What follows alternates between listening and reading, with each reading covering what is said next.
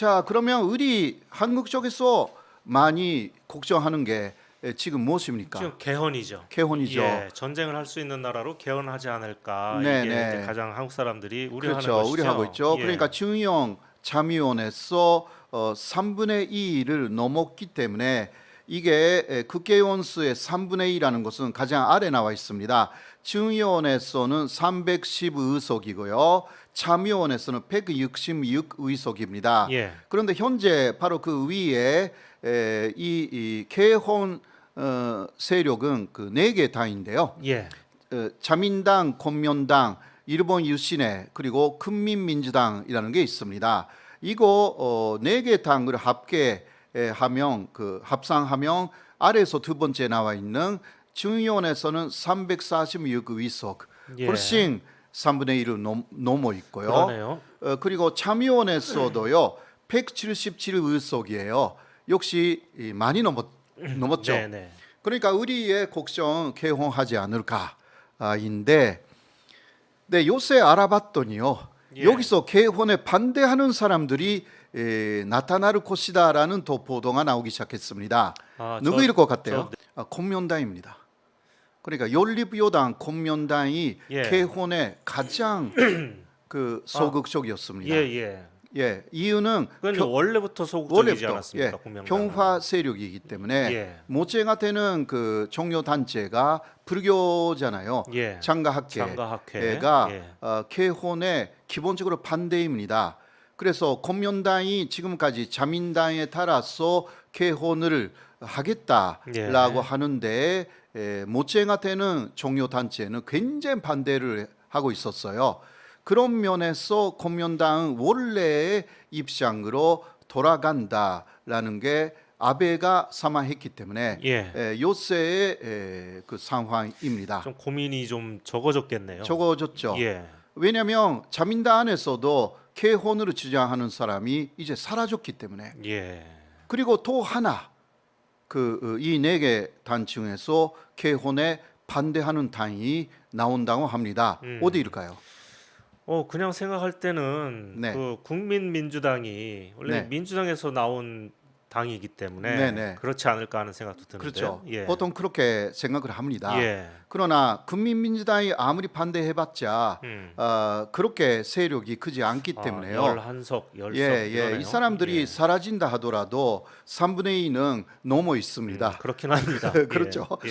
그래서 이 사람들은 오히려 하자라고 하는 사람들이에요. 그러니까 일본 유신회하고 국민민주당이 아주 적극적으로 개헌을 하겠다고 말하고 있습니다. 예. 그렇게 하면서 그러면 지금 남은 당이 자민당이에요. 자민당인데 예, 자민당이 소극적으로 돌아선대요. 그럴 리가 그러니까 없지 않습니까? 예, 그렇게 보통 생각하죠. 예. 그런데 요새 나오는 기사는 그런 이야기가 많아졌습니다. 이유는요. 먼저 일본 유신회나 국민민주당은 개헌이라는 화제로 자신들의 세력을 확산시키려고 합니다. 예. 그러나 민주당, 자민당은요 이렇게 생각한대요. 그 2년 후에는 존재 선거가 있다. 예. 그때까지 개헌은 한다고 하면 해야 된다. 3년의 황금 기간이라고 하지만 그러나 새로운 존재가 나올 때까지 해야 된다라는 거거든요. 그런데 개헌이라는 것은 쉽지 않다 이거예요. 발의를 하고 그리고 개헌안을 다 만들어 놓고 아니 저렇게 그 의석수가 충분한데 왜 개헌이 쉽지 않습니까? 그랬어요. 예. 물론 발의는 할 수가 있어요. 예. 발의는 할 수가 있는데 그 다음에 그 국민투표에서 국민들이 과반수가 혹시 반대했을 때 부결이 되잖아요. 그때 충격은 어마어마하다고 합니다. 헌법 개정은 예, 국민의 헌법 개정. 과반수가 또 찬성을 해야 되는 거군요. 그리고 그것을 하기 위해서 국민투표법이라든가 이것을 개정해야 되고 하루 일이 너무너무 많아진대요. 그러니까 다른 일을 못하게 된대요. 그렇게 해서 마지막에 실패했다. 이러한 모험을 아베 이외에는 안 하고 싶다. 아하. 그리고 아소는 그쪽이래요. 아소는 그러니까 안 하는 쪽. 예, 예. 개헌이라는 이야기를 거의 안 했던 사람이에요. 예. 아소는 현재까지. 기시다는 아베 때문에 한다고 하기는 했지만 그렇죠. 기본적으로 예. 반대였어요. 그러니까 천지 일정을 보면 이것을 하면 자민당의 마이너스다라는 그 위견들이 예. 이제 아베파를 빼고 아베파는 뭐 어쩔 수 없이 그 아베파 안에서 반대하는 사람들이 있거든요. 그러나 예. 아베의 뜻이니까 그 어쩔 수가 없죠.